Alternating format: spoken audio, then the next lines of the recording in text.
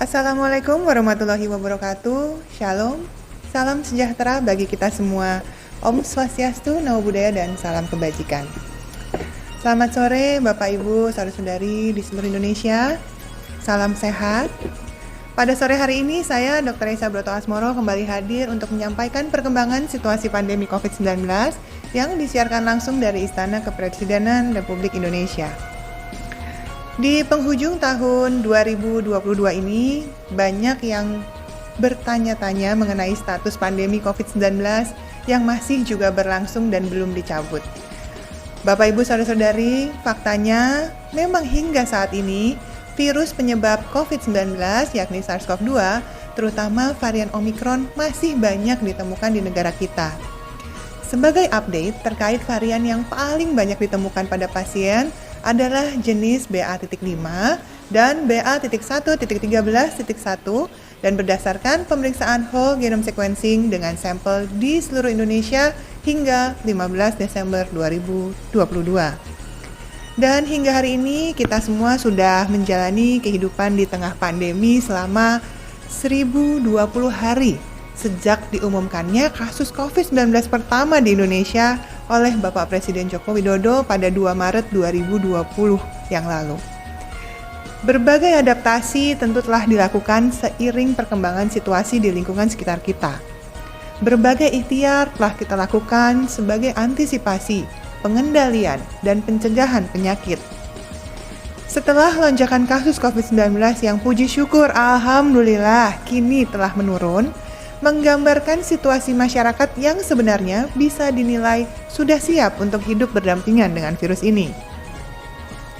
Tergambar dari tren kasus konfirmasi yang terpantau mengalami penurunan kasus per 15 Desember 2022, di mana sejak 2 minggu terakhir terdapat penurunan jumlah kasus konfirmasi harian dari 5.025 menjadi 1.935 atau mengalami penurunan sekitar 40%. Kemudian, tren kasus aktif di Indonesia pada 2 minggu terakhir juga mengalami penurunan dari 59.819 kasus menjadi 38.137 kasus. Selaras dengan jumlah pasien yang meninggal dunia pada 2 minggu terakhir juga alhamdulillah mengalami penurunan dari sekitar 2,4% menjadi 2,3%.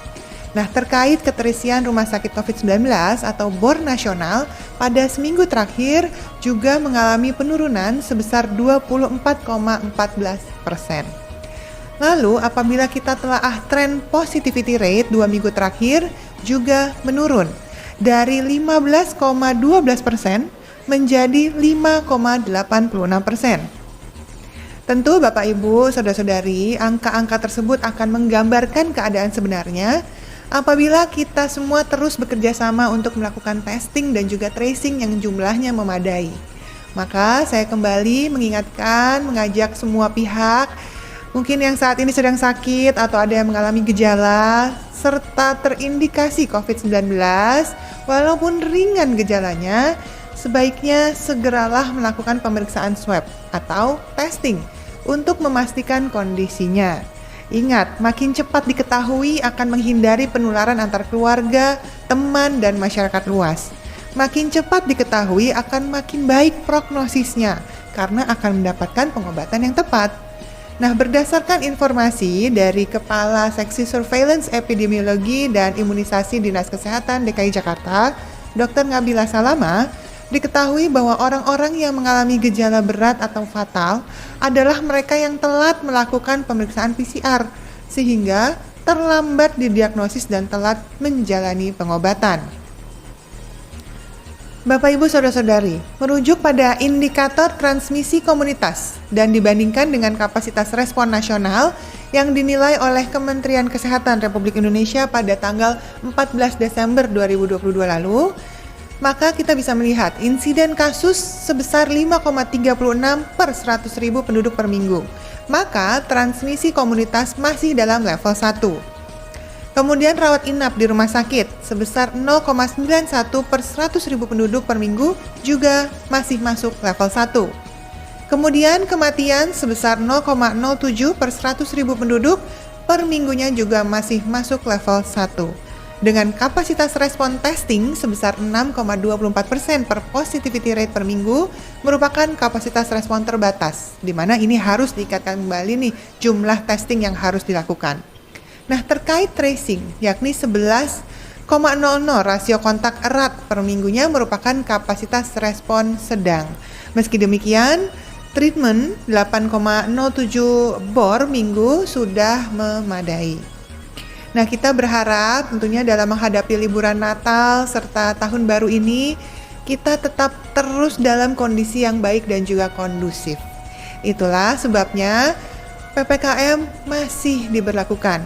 Hal ini sesuai dengan Inmendagri nomor 50 tahun 2022 untuk Jawa dan Bali, dan juga Inmendagri nomor 51 tahun 2022 untuk luar Pulau Jawa dan Bali.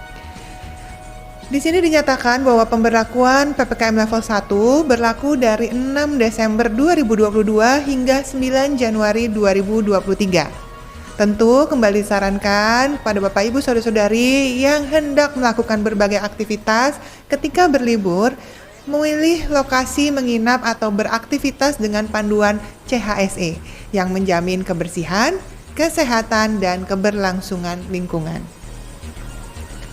Bapak Ibu Saudara-saudari, ikhtiar menjaga kesehatan merupakan hal yang utama. Panduan mudahnya adalah dengan menjalankan gaya hidup bersih dan sehat. Dan ini tentu tidak hanya terkait COVID-19, tapi juga bermanfaat untuk terhindar dari penyakit lainnya, baik penyakit menular dan tidak menular, termasuk penyakit-penyakit komorbid yang dapat meningkatkan risiko fatalitas pada para penderita COVID-19. Oleh karena itu, vaksinasi COVID-19 yang sudah terbukti menurunkan resiko kesakitan dan kematian karena COVID-19 harus terus kita upayakan. Terutama bagi yang belum melakukan booster atau suntikan ketiga.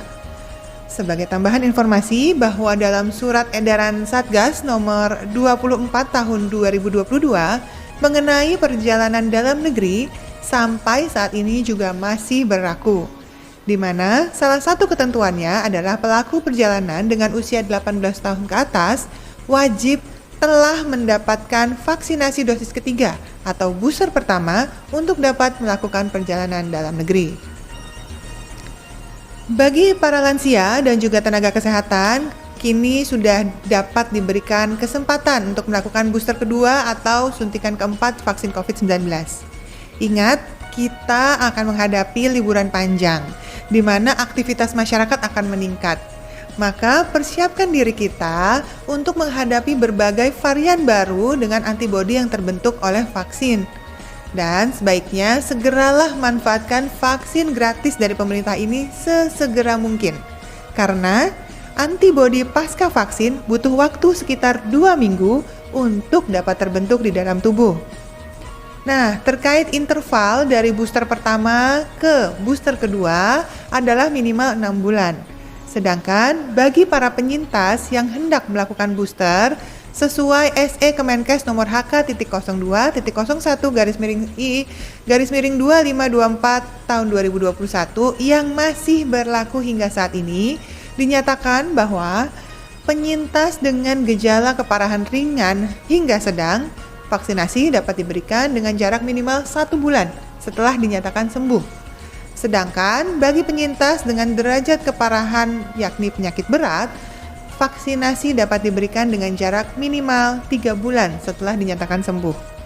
Tentunya ini ditentukan oleh kondisi kesehatan masing-masing ya, agar dapat memastikan tidak tumpang tindih dengan gejala long COVID yang dapat dialami. Ingat, vaksinasi booster kedua bagi lansia dapat dilaksanakan di berbagai fasilitas pelayanan kesehatan atau di pos pelayanan vaksinasi COVID-19 yang tersedia di seluruh Indonesia. Jadi, apabila Anda sudah mendapatkan e-tiket pada aplikasi Peduli Lindungi, terutama lansia yang berusia 60 tahun ke atas, dapat segera melakukan booster kedua, termasuk yang memiliki komorbid. Tapi pastikan dulu komorbid tersebut dalam kondisi yang terkontrol, tidak sedang aktif atau akut, dan tentunya memenuhi syarat pemeriksaan fisik pra-vaksinasi. Nah, jika Anda merasa ragu, silahkan konsultasi terlebih dahulu dengan dokter, lalu minta surat rekomendasi untuk dapat melakukan vaksinasi. Bapak Ibu Saudara-saudari, hingga 15 Desember 2022 diketahui yang telah menyelesaikan dosis lengkap yakni sebanyak 2 suntikan adalah 174.525.235 orang. Sedangkan yang sudah menyelesaikan vaksin suntikan ketiga atau booster pertama mencapai 67.777.641 orang. Bapak Ibu Saudara-saudari sekalian, terkait merek vaksin yang digunakan sebagai vaksin booster tentu akan disesuaikan dengan ketersediaan vaksin yang ada pada lokasi masing-masing. Tidak perlu khawatir, sudah ada panduan lengkapnya dan tentunya semua vaksin tersebut akan memberikan proteksi yang baik. Kemudian sekali lagi sebagai pengingat kepada seluruh pelaku usaha baik pertokoan, pusat perbelanjaan, mal, perkantoran, restoran, hotel, dan berbagai tempat rekreasi publik untuk kembali mengetatkan penggunaan aplikasi Peduli Lindungi. Hal ini sangatlah penting, terutama dalam mencegah penularan dari mereka yang sudah terkonfirmasi positif, yang ingin tetap masuk dan beraktivitas di ruang publik tersebut. Menurut data di tahun lalu saja, aplikasi ini mampu mencegah lebih dari 500.000 orang yang memiliki kode hitam dalam aplikasinya, atau saat itu ia sedang positif COVID-19 untuk tetap masuk ke ruang publik dan berpotensi menularkan ke orang lain.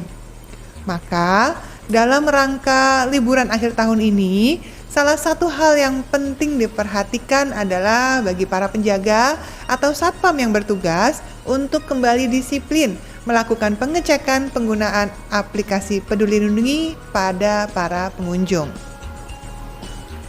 Terakhir, tentunya saya ingin mengucapkan selamat Natal bagi umat Nasrani dan selamat Tahun Baru bagi kita semua. Semoga kita semua dipenuhi dengan damai, sukacita, dan berkat agar tetap dan lekas sehat. Semoga tren penurunan kasus yang belakangan ini terjadi terus berlangsung sampai ke depannya dan kita bisa memulai tahun baru nanti dengan situasi yang baru serta dapat segera keluar dari pandemi dan menjalani kehidupan yang lebih baik lagi. Amin. Sekian yang dapat saya sampaikan pada sore hari ini. Wassalamualaikum warahmatullahi wabarakatuh.